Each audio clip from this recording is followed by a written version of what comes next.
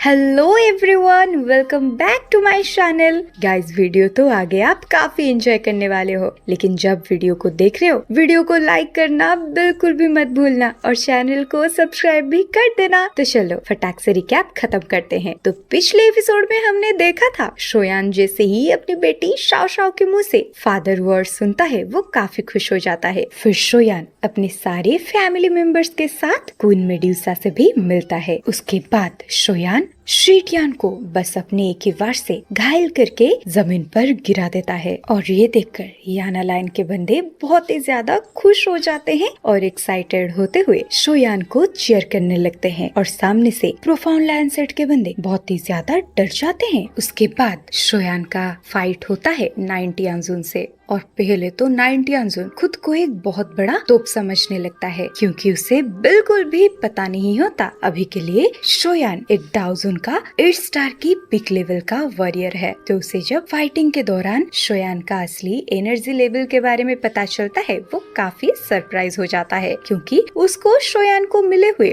1.5 साल भी नहीं हुए शोयान एकदम मॉन्स्टरियस तरीके से अपने लेवल को इंक्रीज कर चुका है। अब 90 अंजुन का काम खत्म करने के लिए शोयान इस्तेमाल करता है अपनी great heaven creation palm technique को, लेकिन लास्ट टाइम जब ये दोनों हेड ऑन हेड टकरा रहे थे, तब शोयान 5 स्टार डाउजुन पर होने के कारण ब्लू हुमान उर्फ 90 अंजुन काफी इजीली शोयान के ये ग्रेट हेवन क्रिएशन पाम को इनहेरिलेट कर दिया था। लेकिन इस बारी ऐसा कुछ भी नहीं होता। अब 90 अंजुन को जब फील होता है उसका मौत उसकी बहुत करीब है, वो चिल्लाने लगता है, फोर्थ ब्रदर मुझे बचा लो। उसके बाद नीचे से एक डार्क इंसान अपीयर होता है, लेकिन उसको इग्नोर करते हुए शोयान अपनी 90 अंजुन के ऊपर ही फोकस करता है। तो अब यहीं से स्टार्ट होता है नेक्स्ट पार्ट का। अब शोयान का ग्रेट हेवन क्रिएशन पाम जैसे ही 90 अंजुन को अपने अंदर पूरे तरीके से ऑब्जर्व कर लेता है, वो जो ब्लैक ह्यूमन होता है जो अभी अभी अपीयर हुआ है, वो जहाँ पर खड़ा था वही लाइट सर्कल के बीच में से एक खतरनाक टीयरिंग फोर्स रिलीज होती है। अब एक इंस्टेंट में 90 अंजुन की आर्म इस तरीके से टूटती है कि वो जहाँ पर प्रेजेंट था वहाँ पर सिर्फ एक ब्लरी चीज दिखाई दे रही थी। इसी टाइम पर 90 अंजुन का पूरा लेफ्ट आर्म शोयान के हाथों में आ जाता है। ये देखकर 90 अंजुन बहुत ही ज्यादा डर जाता है, लेकिन इसी टाइम पर शोयान का ग्रेट हेवन क्रिएशन पाम 90 अंजुन को अब अपने सर्कल के अंदर पूरे तरीके से खींच लेता है। इसी टाइम पर 90 अंजुन को फील होता है कि शोयान का ये ग्रेट हेवन क्रिएशन पाम कितना ज्यादा खतरनाक पावर को पोसेस करता है। अभी इसी टाइम पर हमें दिखाया जाता है जमीन से 1000 फुट बड़ा रेड ग्लो अपीयर होता है और वो रेड कलर की एनर्जी एक बड़े से ड्रैगन में ट्रांसफर हो जाता है, जो कि रूथलेस तरीके से चिल्लाते हुए शोयान की तरफ सूट हो जाता है। अब अचानक से नीचे से आ रहे वो पावरफुल ड्रैगन को देखकर शोयान का एक्सप्रेशन चेंज होता है, लेकिन वो पीछे मुड़कर इस हमले को रिसीव नहीं करता, बल्कि शोयान बस 90 अंजुन को अभी तक भी घूरे जा रहा था। अब शोयान दोबारा से अपने ग्रेट हेवन क्रिएशन पाम की पावर को इंक्रीज कर देता है, जिसके चलते इस बारी 90 अंजुन जिसके दोनों हाथ कट गए थे, वो फुल्ली उस ब्लैक सर्कल के अंदर समा जाता है। और इसी टाइम पर नीचे से आ रहे वो ब्लड ड्रैगन अब शोयान के बॉडी में पूरे तरीके से कोलाइड हो जाता है, जिस चीज के चलते हमें एक ब्लडी लाइट को एक्सप्लोड होते हुए दिखाया जाता है। अब इस चीज को देखकर मेड्यूसा बहुत ही ज्यादा टेंशन में आ जाती है और याना लाइन के सारे बंदे जो कुछ टाइम पहले बहुत ही ज्यादा खुश हो रहे थे और शोयान को चीयर कर रहे थे, वो बहुत ही ज्यादा मायूस हो जाते हैं। अब जब सबका दिल एकदम से बैठ जाता है, फाइनली अब आसमान में एक आवाज गूंजने लगता है। अब वो कहता है कि तो हॉल ऑफ सोल के बंदे क्या हमेशा से ही ऐसे चूहों की तरह छुपना पसंद करते हैं? अब ये बात को सुनकर याना लाइन के सारे बंदे वो फॉग के अंदर देखने लगते हैं और उन्हें पता चलता है ये तो शोयान है और शोयान को तो कुछ भी नहीं हुआ। भले ही शोयान थोड़ा बहुत इंजर्ड था, लेकिन उसको ज्यादा कुछ नुकसान नहीं होता। अब दोबारा से याना लाइन के बंदे शोयान को चीयर करने लगते हैं। अब हमें नीचे जमीन से एक रेड कलर का फिगर शोयान के सामने अपीयर होते हुए दिखाया जाता है। ये वही सोल पैलेस का बंदा है जो कुछ टाइम पहले शोयान के ऊपर एक ब्लडी ड्रैगन को थ्रो किया था। इसी टाइम पर सामने से वो रेड कलर का ह्यूमन शोयान को बोलता है, सच में तुम वही इंसान हो जिसको हमारे सोल पैलेस के चीफ हड़पना चाहते हैं और तुम उसके काबिल भी हो। अब इसी टाइम पर शोयान उस रेड ह्यूमन को देखने लगता है और सामने वो जो बंदा था उसके कपड़े भी रेड कलर के होते हैं और साथ ही साथ उसके बाल भी एकदम रेड कलर के होते हैं, जिसके चलते वो कोई छपरी से कम नहीं लग रहा था। अब उस ब्लडी फिगर को देखकर आसमान पर जितने भी बंदे होते हैं वो सरप्राइज हो जाते हैं। इवन प्रोफाउंड लायन सेट के बंदे भी बहुत ही ज्यादा सरप्राइज हो जाते हैं, क्योंकि उनको नहीं पता था उन लोगों के बीच में अपने ओरे को हाइड करते हुए इतना ज्यादा टेरिफाइंग पावर को पोजेस करने वाला बंदा उनके साथ ही आ रहा है। इसी टाइम पर वो रेड ह्यूमन को देखकर इधर थ्री हू ब्रदर्स भी अपने बैटल से थोड़ा बहुत डिस्ट्रैक्ट हो जाते हैं। अब वो तीनों काफी डीप आवाज में बोलते हैं, सोए हु झुंझे। अब हु एल्डर का सबसे बड़ा भाई बोलता है, जूनियर पवेलियन चीफ, आपको केयरफुल रहना होगा। ये इंसान सेंट्रल फ्लेस में बहुत बड़ा रिनाउंड एक्सपर्ट है। इसके ब्लड ट्रांसफरिंग रेड स्किल्स बहुत ही मिस्टीरियस है। इसके हाथों से कई टॉप लेवल की एक्सपर्ट्स की जान जा चुकी है, लेकिन ये बंदा अचानक से ही सेंट्रल फ्लेस से गायब हो गया था। अब हम फाइनली समझ पा रहे हैं कि ये बंदा क्यों डिसअपियर हुआ था, क्योंकि इसने सोल पैलेस के साथ अपने हाथ को मिला लिया था। अब रेड ह्यूमन ये सारी बातों को सुनकर हंसते हुए बोलता है ये नाम बहुत पुराना है, अब तुम मुझे फोर्ट टियानजुन बुला सकते हो या फिर शोही टियानजुन भी बुला सकते हो। ये सुनकर श्रेन की आंखें नम हो जाती है और वो कहता है, फोर्ट टियानजुन सच में सोल पैलेस के पास काफी हिडन एक्सपर्ट्स मौजूद हैं, और मैं आपको बता दूं इस बंदे का स्ट्रेंथ कम से कम 9 स्टार 1000 की पिक पर होगी, और ये बंदा ब्यानशिंग लेवल से सिर्फ एक स्टेप ही पीछे है। और अनएक्सपेक्टेड बात ये है कि सोल पैलेस एक इतना पावरफुल बंदे को डिस्पैच किया है इस बारी, और अगर शोयान यहाँ पर नहीं आता या फिर उसको आते आते और थोड़ी सी देरी हो जाती तो फिर उसका याना लाइन सेट शायद पूरे तरीके से तबाह हो जाती। इसी टाइम पर शोयान फोर्थ टियानजुन को बोलता है, तुम काफी इजी तरीके से रिएक्ट कर रहे हो, लगता है तुम्हें तुम्हारी कंपेनियन की मौत की कोई भी परवाह नहीं है। अब ये बोलते ही शोयान अपने हाथों में टूटी फूटी सी 9 टियानजुन की डेड बॉडी को अपीयर करता है। अब वो उस डेड बॉडी को फोर्थ टियानजुन के सामने फेंक देता है। ये देखकर फोर्थ टियानजुन कहता है, हाँ ये 9 टियानजुन एक कचरा है और इस कचरे को रेस्क्यू करना बिल्कुल ही पॉइंटलेस है, ये पहले से ही कई बार फेल हो चुका है। अब इंस्टेंट ही फोर्थ टियानजुन अपने मुंह को खोलकर उसके अंदर से कुछ ब्लडी ऑरे को रिलीज करके 9 टियानजुन की बॉडी को एक्सप्लोर कर देता है। अब इसे सीन को देखकर शोयान थोड़े सेकंड के लिए डर जाता है। अब वो फोर्थ टियानजुन को बोलता है, सच में तुम्हारे सोल पैलेस के लिए इमोशंस बिल्कुल भी जरूरी नहीं है। अब शोयान की बातों को सुनकर फोर्थ टियानजुन हंसने लगता है और कहता है, इमोशंस को हमें छोड़ देना चाहिए, और साथ ही साथ वो अपने सर को हिलाते हुए बोलता है, ओरिजिनली मेरी ये सिचुएशन में इंटरप्ट करने की कोई भी इंटेंशंस नहीं थी, लेकिन ये फेलो बिल्कुल ही यूजलेस है, इवन इफ तुम्हारे हाथों से भी मारा गया, जिसके चलते मुझे ना चाहते हुए भी इधर अपीयर होना पड़ा। तो चलो अगर ऐसी बात है तो मुझे इसकी जगह पर अब एक्शन लेनी ही पड़ेगी। मैं शाओ क्लैन के सारे बंदों के खून के साथ साथ यहाँ के सभी लोगों को हमारे सोल पैलेस पर लेके जाऊंगा। ये बोलते ही जैसे ही फोर्थ टियानजुन अपने ओरे को चारों तरफ रिलीज करता है, उसके आसपास प्रेजेंट हुए सारे बंदे एकदम से अजीब फील करने लगते हैं। उनके बॉडी के अंदर जैसे खून खोलने लगता है, भले ही वो हो याना लायंस के या फिर प्रोफाउंड लायन सेट के, उन सब के बॉडी के अंदर का ब्लड एकदम से खोलने लगता है। अब थोड़े सेकंड के बाद हमें दिखाया जाता है बैंग बैंग बैंग साउंड के साथ बहुत सारे फिगर अचानक से एक्सप्लोड हो जाते हैं। अब इतने सारे बॉडी के एक्सप्लोजन की वजह से पूरा नीचे का जमीन ब्लड में ट्रांसफर हो जाते हैं। अब ऐसा किलिंग इंटेंशन को देखकर दोनों तरफ के बंदे बहुत ही ज्यादा सरप्राइज हो जाते हैं, जिसके चलते वो सब उस फोर्ट टियानजुन से दूरियां बनाने लगते हैं। इसी टाइम पर हमें दिखाया जाता है सीटियान को, जो कि शोयान के वार की वजह से पूरे तरीके से सीरियसली इंजर्ड हो चुका था। वो अब फाइनली होश में आता है। अब जब वो फोर्थ टियानजुन को प्रोफाउंड लायन सेट की आर्मी में इसे मार काट मचाते हुए देखता है, वो इंस्टेंट ही गुस्से में आ जाता है, जिसके चलते वो अब चिल्लाते हुए बोलता है, एल्डर आखिर आप क्या कर रहे हो? क्या तुम हमारे बीच में हुए एग्रीमेंट को भूल चुके हो? अब ये सुनने के बाद फोर्थ टियानजुन सीटियान को देखकर उसी के तरफ ही एक पावरफुल अटैक को थ्रो कर देता है, जिसके चलते जो सीटियान तब से गाली बके जा रहा था वो एक ही सेकंड में देखता है उसका बॉडी एक्सप्लोड हो गया। मतलब अब सीटियान का पूरे तरीके से मौत हो गया है। अब सीटियान का ब्लड ब्लड एकदम पिचकारी की तरह चारों तरफ फैल जाता है। अब ये देखकर प्रोफाउंड लायन सेट के सारे एक्सपर्ट्स बहुत ही ज्यादा डर जाते हैं। भले ही वो सारे बंदे काफी गुस्से में थे, लेकिन किसी की भी कुछ भी कहने की हिम्मत नहीं होती, क्योंकि उन्होंने अभी अभी देखा सीटियान जैसे पावरफुल बंदे ने फोर्टियानजुन की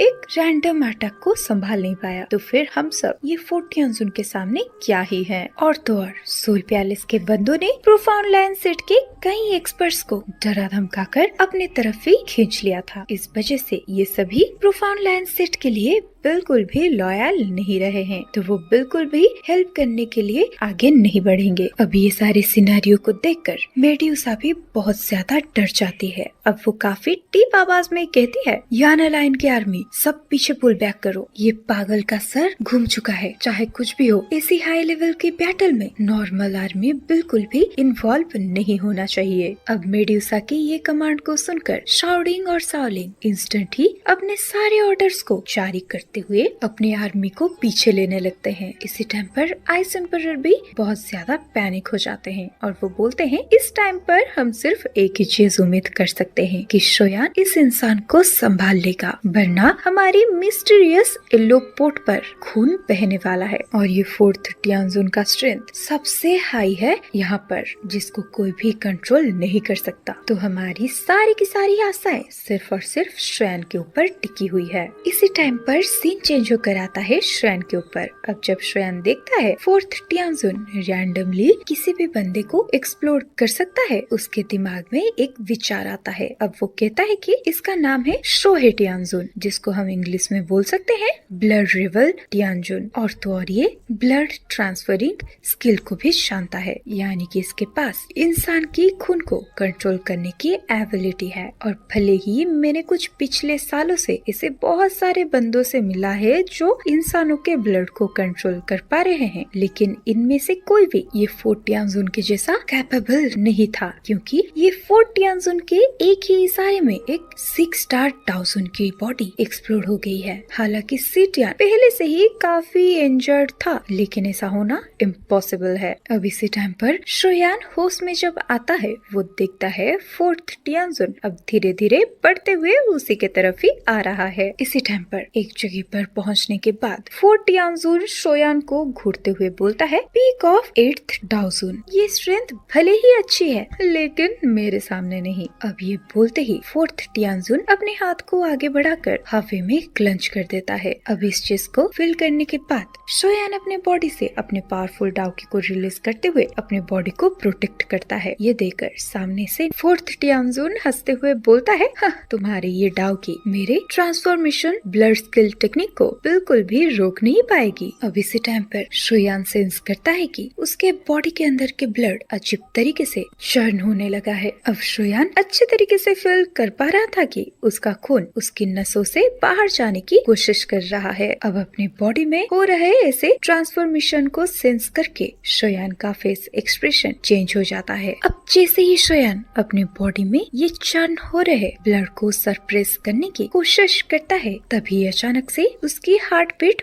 बढ़ जाती है। और इसी टाइम पर शोयान अपने बॉडी के अंदर एक नई स्ट्रेंथ को नोटिस करता है, जो कि सीधे के सीधे उसके हार्ट से ही फैल रही होती है। अब फाइनली ये स्ट्रेंथ पहुंचती है उसके ब्लड वेसल्स में, जिसके चलते शोयान का पूरा खून उसके कांटेक्ट में आकर वो बर्न होने वाली फीलिंग पूरे तरीके से गायब हो जाता है। अब इसी बदलाव को फील करके शोयान बहुत ही ज्यादा सरप्राइज होकर बोलता है, ये शायद वही मर्स ब्लड लाइन है जिसे मैंने हेवनली टूम में हासिल किया था। लेकिन अनएक्सपेक्टेड बात ये है कि ये न्यूली फॉर्म्ड ब्लड लाइन इतना ज्यादा पावरफुल है, जिसके चलते ये न्यूली फॉर्म्ड मिस्टीरियस स्किल के सामने ये फोर्थ टियानजुन का टेक्निक बिल्कुल ही काम नहीं कर रहा। अब शोयान अपने सर को ऊपर उठाते हुए फोर्थ टियानजुन को देखकर स्माइल करते हुए बोलता है, लगता है तुम्हारी ये ब्लड ट्रांसमिशन ग्रैंड स्किल उतनी स्ट्रॉन्ग नहीं है जितना तुम इसकी तारीफ करे जा रहे थे। अब अपनी मिस्टीरियस स्किल को एक्टिव करने के बाद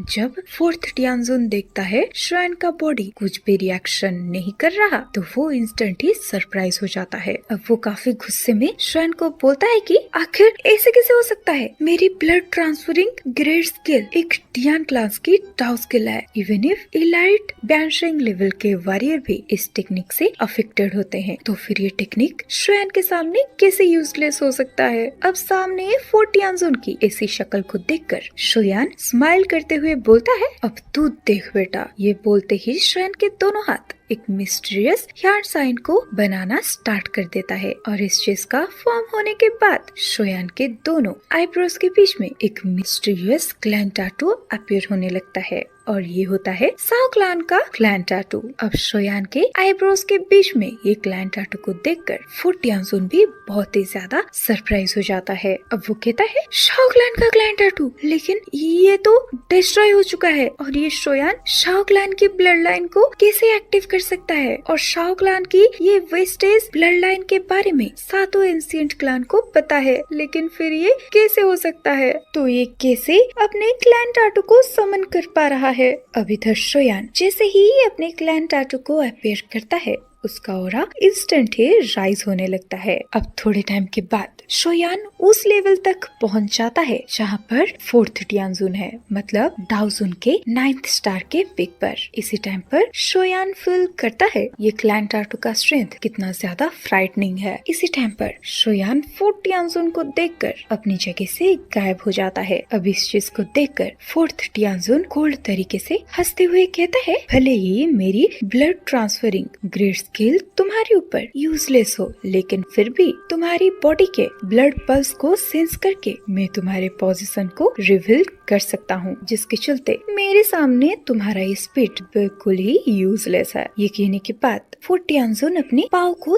3 कदम पीछे लेता है और उसके हाथों से वेव आफ्टर वेव एक पावरफुल डाउ की रिलीज होने लगता है। फाइनली फोर्थ टियानजुन ने अपने हाथ को सामने एक खाली स्पेस में थ्रो कर दिया था। अब जैसे ही वो पाम अटैक सामने के स्पेस में अपीयर होता है, हम इंस्टेंट ही वो अटैक को डिस्ट्रॉय होते दिखते हैं। अब इसी टाइम पर शुयान का फिगर वहीं पर ही रिवील होता है। अब जब शुयान की पोजीशन रिवील हो जाता है, वो बिल्कुल भी वहाँ से खुद को पीछे नहीं लेता, वो उल्टा सामने आकर फोर्थ टियानजुन के हर एक वार को अपने सीने में टकराने देता है और इस टेक्निक का नाम होता है स्काई बेयरिंग स्किल। और साथ ही साथ शुयान का पंच भी आगे थ्रो होने लगता है और ये टेक्निक का नाम होता है ओपन माउंटेन शील्ड और सी फ्लिपिंग शील्ड। अब शुयान का एक पाम अटैक काफी रूथलेस तरीके से फोर्थ टियानजुन की बॉडी में टकरा जाता है और शुयान की ये फ्राइटनिंग मेथड में कोई भी स्क्रॉल इन्वॉल्व नहीं होती, बस यहाँ पर डायरेक्ट अटैक्स का यूज होता है। अब जब दोनों का अटैक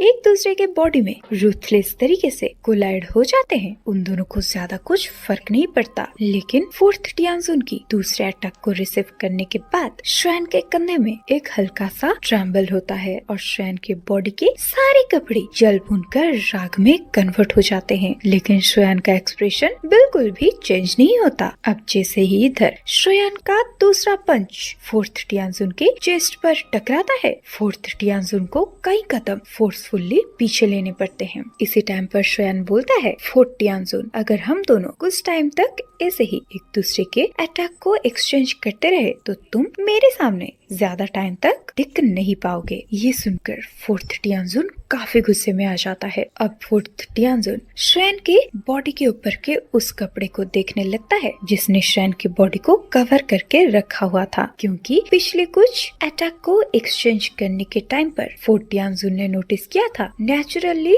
फोर्थ टियानजुन की हर एक अटैक की मैक्सिमम स्ट्रेंथ को ये अजीब से दिखने वाले क्लॉथ ही ऑब्जर्व करी जा रहा है, जिसके चलते बची हुई स्ट्रेंथ शुयान का ज्यादा कुछ नुकसान नहीं कर पाता। और हमें तो सही से पता है फोर्थ टियानजुन चाहे अपने पूरे लाइफ टाइम के नॉलेज को याद कर दे, लेकिन वो शुयान के ये सीक्रेट को नहीं जान पाएगा। और हमें तो पता है जैसे ही फोर्थ टियानजुन का अटैक श्वेन के बॉडी में टकराता था। श्वेन का ancient dragon Phoenix armour observe कर लेता था। अब फोर्थ टियानजुन फील करता है शायद अभी के लिए श्वेन का सामना करने के लिए मेरे बॉडी में उतना ज्यादा एनर्जी है नहीं, तो अभी श्वेन के साथ लड़ने के लिए मुझे मेरे स्ट्रेंथ को रिकवरी करना होगा। तो अब फोर्थ टियानजुन चिल्लाते हुए बोलता है blood transmission, great blood devouring blood technique. अब ये आवाज पूरे बैटल में गूंजने लगते हैं। अब ये आवाज आते ही उसके पूरे 10,000 फुट रेडियस के अंदर जितने भी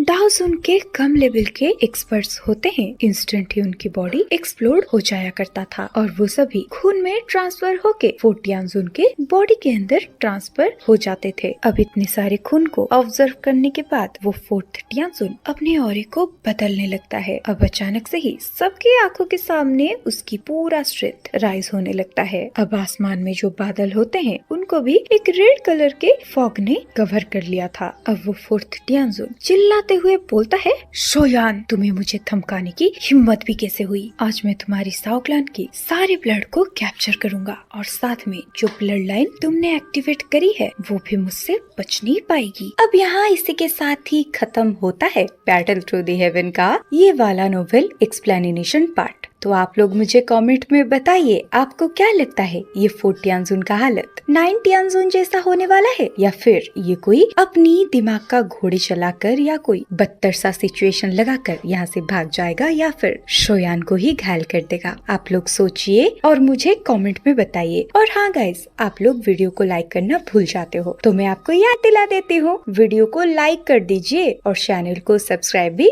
कर देना। चलो बाय।